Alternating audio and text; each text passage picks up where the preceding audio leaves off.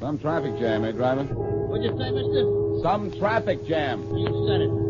Things like this make me wish I was back in the country driving away in a load of hay. Are you from the country? No, I can dream, can I? Hey, lady, if you can't... I know. This cab is taken, beautiful, and well taken. I know it is, Boston Blackie, and I'm taking it with you. Who am I to argue with a beautiful girl? There's a break in the traffic there. Let's get going, driver. All right, beautiful. Let's have I'm an Carol Ward. I've been following you in another cab ever since you left your apartment. Oh, and in the traffic jam, you switched cabs, huh? Yes. I've got to talk to you. You're Carol Ward, huh? Uh-huh. Well, you're also excited. What you're wearing this morning is a tip-off that you're dressed in a hurry. Oh, is it? Your coat is black, your handbag is brown, your shoes are blue, and your stockings are two different shades, all of which, of course, means that you were excited this morning and you're dressed in a hurry. Sorry to disappoint you, Mr. Boston, Sherlock Holmes Blackie, but I always dress like this. I'm colorblind. All right. I was wrong about the reason for what you're wearing. But I'm sure I know why you want to talk to me. You're in trouble. Wrong again, Blackie. I'm not in trouble. You are.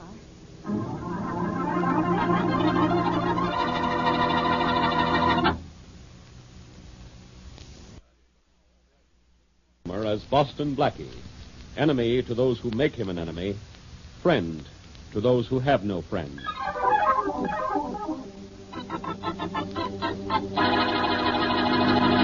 Would you like to say that again, Miss Ward? I don't know why it needs repeating, Blackie.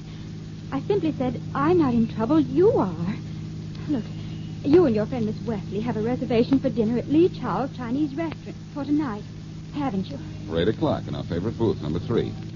You have to make a reservation at Chow's or you don't get in. Oh, don't go to Lee Chow's tonight. Why not? Will I get a splinter from the chopsticks? Don't go there, please. But why not? Miss Wesley and I both like Chinese food, and Lee Chow's has the best food in town, Chinese style. I know, but tonight Lee Chow's menu includes trouble. American style.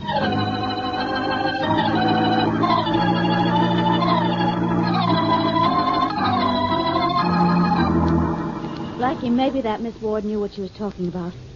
Let's not go in. I'll tell you something, Mary.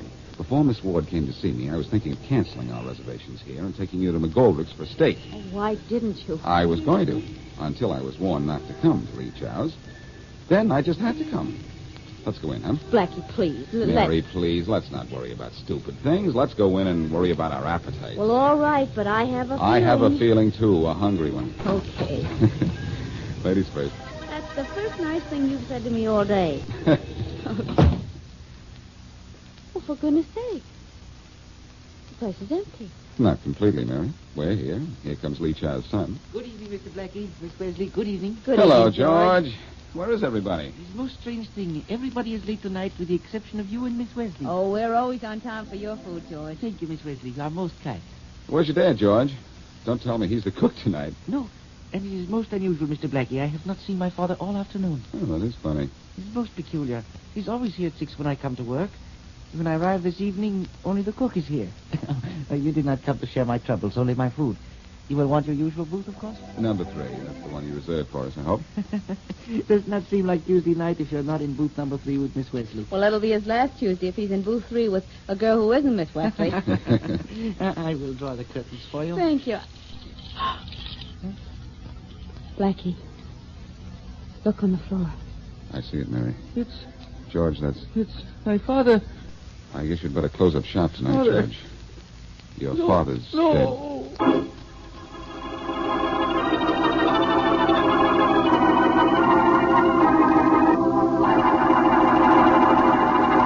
Is everything just the way it was, Blackie? Just as it was, Faraday. You didn't touch anything. Only the body, Faraday. See if it was dead, and the telephone to call you up. You know the dead man? Yes, he's Lee Chow. He owned the place. Well, he doesn't own anything anymore. George, I guess this place will go to you now, won't it? Yes, it will. My father's only living son. What happened to the others, Chow? There was only one other. He was member of Armed Forces of the United States. Killed in Germany. Oh, too bad. Sorry to hear that. Who do you think could have killed your father, George? I mean, who was his enemy? My father had many friends, but no enemies. Then I guess we'll have to see his friends about this. You're not seeing anybody, Blackie. But you're going to let me help you on this, aren't you, Faraday? After all, I found the body. That's why I'm taking over from here. Oh, now, Faraday, don't tell me this is going to be that old routine again. You're not trying to say that just because I found the body, I'm the killer. No, but you're coming to headquarters as a material witness. I think I know who my killer is. You're looking at me, Inspector Faraday. Sure. I look at everything when I'm on a murder case. The restaurant was empty when Blackie came in here. Why? All tables and booths are reserved. All parties are late with the exception of Mr. Blackie and Miss Wesley. Okay, Chow. I want you at headquarters for questioning. But I think you're in the clear. Then I'm your chief suspect? Don't be so conceited, Blackie. You're not my chief anything, except nuisance. It is permitted to answer the telephone, Inspector. Yeah, go ahead, Chow. Thank you. Lee Charles, good evening. Hello. Is Boston Blackie there? Yes, one moment, please. It's a call for Mr. Blackie. Thanks, George. Probably Mary calling wait, to see before what... you answer that, Blackie. What's the matter, Faraday? Just wait. George, does that phone have an extension? Yes, Inspector, on the reservation desk over there. Thanks. All right, Blackie, you can take that call, but not till I say I'm ready. Aren't you clever, Faraday? All you're going to do is hear Mary say she's worried about me. Yeah, but I'm listening in, just in case she says something else. Okay, Blackie, you can take the phone from George now. Thank you, teacher. Here's Mr. Blackie. Thanks, George. Hello. Hello, Blackie. Yes? This is a friend. Hello, friend. What's friendly? Thanks, Blackie. Thanks a lot. Thanks? For what? For the job you did. Hey, listen, what's the You idea? did a What? great job, Blackie. None of the gang could have done it better. Hey, now, wait a minute. Hello? Hello? Hello? Hello is right, Blackie. I think you and I are going to say hello to headquarters. Put that receiver down. Now, listen, Faraday, I know what you're thinking, but it's I know all... what you're going to say, Blackie. You're being framed. Isn't it obvious that I am? You look good in a frame, Blackie. But you're going to look better in a cell. Come on.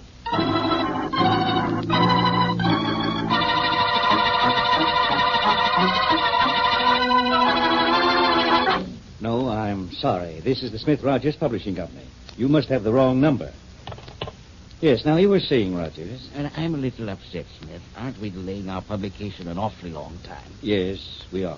But you yourself know how difficult it is to get paper. Yes, I know. And I haven't as yet been able to make a suitable contract with the printing house. But we must, Smith, and soon. We will, Rogers, we will. But we have to do this thing right if we expect to make a reasonable profit out of it. I'm not interested in the money I'll make on this, Smith, and you know it. I'm letting you use my name because you said it would help, but I think our proposed book is a very worthwhile enterprise. It is worthwhile, but let me handle this my own way. I agreed to that when you came to me with the idea, but how soon will we be ready to publish? Well, here's the situation as it now stands.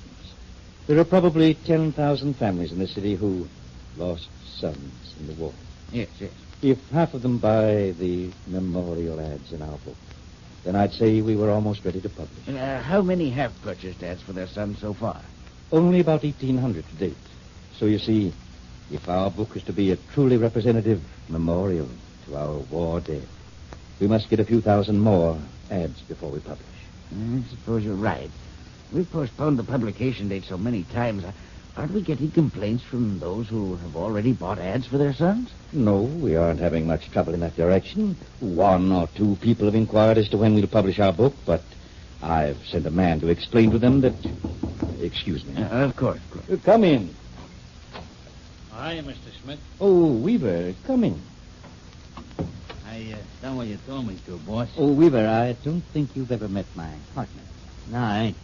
Mr. Rogers, this is Weaver, one of our solicitors. How do you do? And he's doing a good job, too.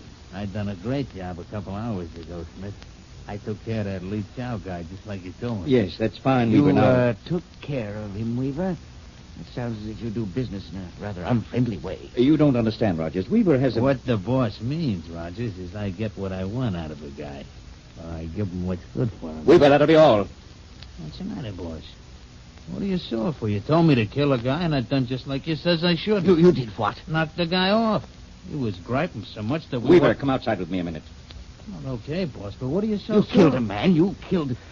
Smith, I don't understand this. Don't get excited, Rogers. It isn't what you think at all. I'll explain in just a minute. You certainly will. Outside, Weaver. Okay, boss, but... I'll be right with you, Rogers. Boss, what's the matter? Just answer a few questions, Weaver. Did you kill Lee Chow? Sure, boss. He was complaining about not seeing the book yet, wasn't he? What did you do? Well, first I plugged the guy. Yes. Then I calls up all the parties what got reservations in the joint and cancels it. Uh-huh. But I don't call Boston Blackie and cancel his. So when Blackie gets to Chow's, he's the only one in the joint. When he finds the body, the cops nab him for bumping the guy. Good work, Weaver. Sure. Then I called Blackie while the cops were still there. You like what I done, huh? I think you did a great job killing Lee Chow. Yeah. It was a pleasure. I done a good job, huh, boy? A great job, Weaver. You made only one mistake. Now, what'd I do wrong? You talked in front of Rogers. Well, ain't he your partner? Don't he know we're taking dough from the suckers? And we ain't never gonna publish no book? No. He thinks we're on the level. And he certainly had no idea till now that we'd kill anyone who got in our way. Oh, boy, he's dumb, ain't he? He don't know nothing. He didn't know anything until you told him everything. Oh, that was a mistake, huh? Yes. But your last one, Weaver. Hey, boss, what are you fiddling with that gun of yours for? I'm putting a silencer on it. You're gonna knock off Rogers, huh? Kill Rogers? No. I'm going to kill you.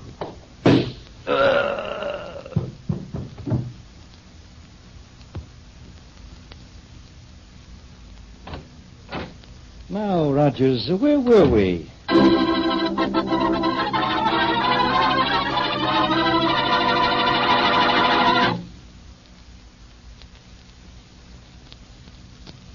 And now, back to Boston Blackie.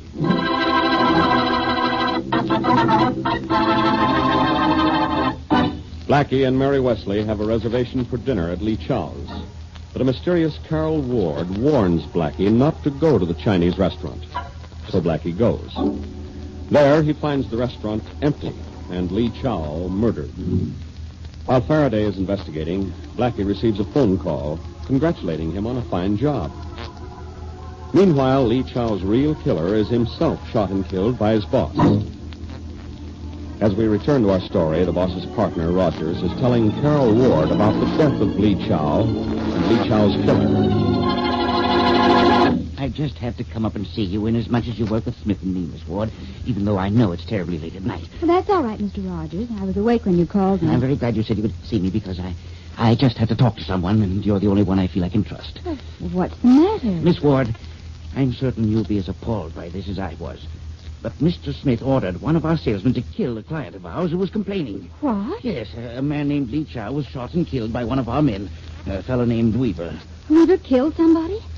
Why? It seems like this Lee Chow was complaining that we were delaying the publication of our book too long. Yes, I know we're delaying, Of course, but... there's a reason for the delay, but we don't kill clients who complain. We Mr. Rogers, Yes. you're sure that Weaver killed Lee Chow? Yes, the worst of it is that Smith, my own business partner, ordered this Weaver to kill him. What? And worse yet, Miss Ward, I'm afraid Smith has now killed this fellow Weaver. Oh, good heavens. Oh, Miss Ward, we aren't in legitimate enterprise dealing with businessmen. We're mixed up with a gang of cutthroats and killers. Oh, well, what do you think we ought to do? Call the police, of course. Do you think it's safe? If this man Smith has killed 2 people already, he'll think nothing of killing 2 more. If we can get to the police at once, we'll be safe. Yes, I guess you're right. Smith didn't follow you here, did he? No, I made sure no one followed me. I'm sure Smith doesn't suspect we're doing this. Well, I guess you're right. If we work fast, we'll be safe enough. I'll call the police right now. Good. Oh, you know the number? Oh, it's on the front of the phone book here. Oh, yes. Smith Rogers Publishing Company. Hello, police department? No, you have the wrong number. Yes, I want the police department. This is Carol Ward. Carol, what's the matter with you? I'd like to speak to the man in charge. What? Oh, you're in charge. Fine. Tell him everything, Miss Ward. I will, Mr. Rogers. Carol, Rogers is up there? What for? It's about the murder of Lee Chow. I know who killed him. What? Who told me, did you say? Well, You can tell him it's all right. Mr. Rogers told me all about it. He's here now. He knows who killed Lee Chow. A man named Weaver. And he knows that Weaver is dead, too. A man named Smith killed him. Well, that's dirty. He's going to the police, is he? Yes. Yes, we both come right down if you want us to. Or would you rather come up here and talk to us? Hold him there, Carol. I'll be up right away. You'll send your man up right away? Yes, Carol. Keep him busy till I get there. I will. Goodbye. Are the police coming up here, Miss Ward? I'm worried. In a few minutes, you'll have nothing to worry about, Mr. Rogers. Believe me.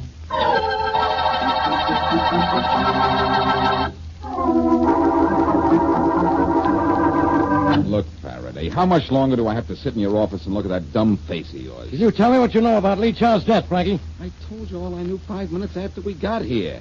I don't know who killed him or why he was killed. Well, give me a good answer to just this one question, will you? Why did you find the body? Because I was the first one in the restaurant. Ah, you've said that before. Well, it's the truth. All right, answer this. Why did that friend call you up and say you did a nice job? To frame me, of course. Find him, Faraday, and you'll find the clue to Lee Chow's killer. Yeah? Inspector. Get out of here, Rollins. Can't you see I'm busy? Yes, Rollins, he's busy as usual and getting nowhere as usual. Quiet, Blackie. You mean it, Inspector? I mean it. Fine, now don't complain when I won't talk. You'll talk. You'll never get out of here. Rollins, are you still standing there? Yes, Inspector, and I think I have something you ought to know about. All right. Make it brief. Mrs. Charles Rogers just called up, said her husband is missing. You interrupt me in the middle of a murder case to tell me that. Wait a minute, Inspector. I've got a complete description of the guy and what he's wearing written down here. Rollins, I ought to... He was wearing a tan suit, tan snap-brim hat, brown top coat, brown shirt, and a red and brown polka dot tie. I don't care if he was wearing no tie or a rope around his neck. I'm investigating a murder, and you have the nerve to come in here and Listen, tell... Inspector, here's the thing that's important. No. This Mr. Rogers' wife says when she last heard from him, he was going up to see Boston Blackie. What? Going up to see me? Yeah, to see you, Blackie. And his wife's afraid something's happened to him. Well, nothing's happened to him. I haven't been in my apartment all night. He's probably just up there waiting for me. Come on, Blackie. We're going up to your apartment. We don't want to have this missing guy missing any longer.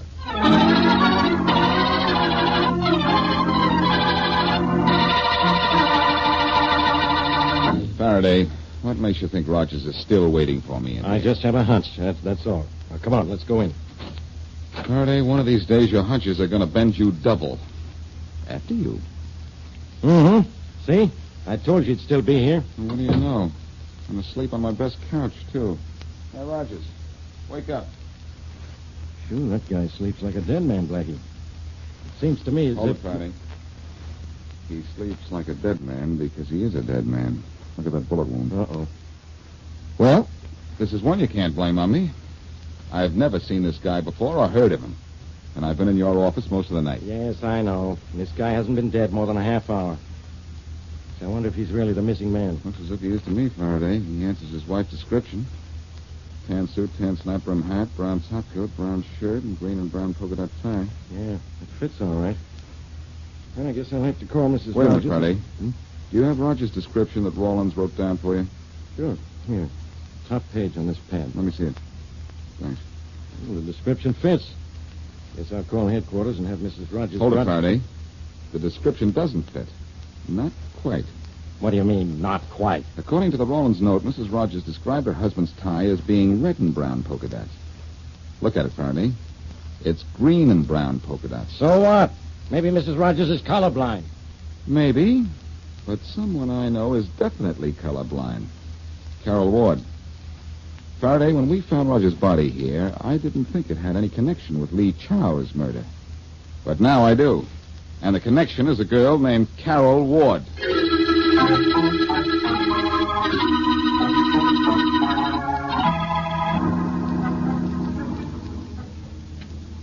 Can you get the apartment door open, Blackie? Yes, if you'll keep your back turned while I jimmy the lock. Don't want you to know any of my secrets. All right. Are you sure this is Carol Ward's apartment? Well, we found Rogers' address in his wallet and Carol Ward's telephone number on the desk pad at his house. Your telephone cross file says... Okay. I guess we're at the right place. Door's as good as open, Faraday. Now it is open. We gotta go in carefully. Someone might be waiting for us in here. I doubt it, Faraday. I made enough noise jimmying the lock to send anyone here out the window. Yeah, I guess you did. I wonder where the light switch is. I think I have it. There. Thanks to me and Mr. Edison, we can see what we're doing. Yeah. What are we doing? Waiting. And with the door open, too. I think we'd better close it. Sure. You know, Faraday, I have a hunch Rogers was killed in this apartment and then taken over to mine. Yeah? What makes you think so? Just a hunch, that's all. Maybe if we look around it... Oh, somebody's coming. Let me handle this. Hi, Faraday. I'll be behind these curtains here. Hello. Hello, Mrs. Rogers. Hello, Blackie. What are you doing up? What did you call me? Mrs. Rogers. You are Mrs. Rogers, aren't you? What gave you that idea? I'm Miss Carol Ward. You said you were Mrs. Rogers when you called the police. I'm not Mrs. Rogers. I never called the police. I think you'd better get out of here before I call them now. I'll call them myself in a minute, Miss Ward, to arrest you for the murder of Charles Rogers. You get out of here. I don't know anyone named Rogers. No? Then how did this blood get on your skirt? What? Right there, Miss Ward, a large blood stain. It shows very red against the blue material it's on. Where? I can't see it. You can't see it, Miss Ward, because you're colorblind. But I'm not blind to colors or anything else. I see it, and the police are going to see it, too. Oh, please, you've got to believe me. I didn't kill Rogers. Smith did. Who's Smith? My boss. He killed Weaver, too. That's why he had to kill Rogers. Rogers was going to the police to tell them about Smith. All right. Smith killed Rogers. Who's this fellow Weaver? He killed Lee Chow. Why? Smith told him to keep Chow from going to the police. Smith's the one you want. I knew he ordered Chow to be killed, and I know he killed Weaver. I saw him kill Rogers, but I had nothing to do with any of the death. You're going to have a lot to do with Smith dying in the electric chair. Where is he? I don't know. Where is he? I don't know. Look, you told me this much. Tell me the rest, and the police may go easy on you. I won't tell the police anything. Oh, won't you? No. And what can you do with what you know? Just help Inspector Faraday if the police remember your story. Come out from behind the curtain and take a bow, Inspector.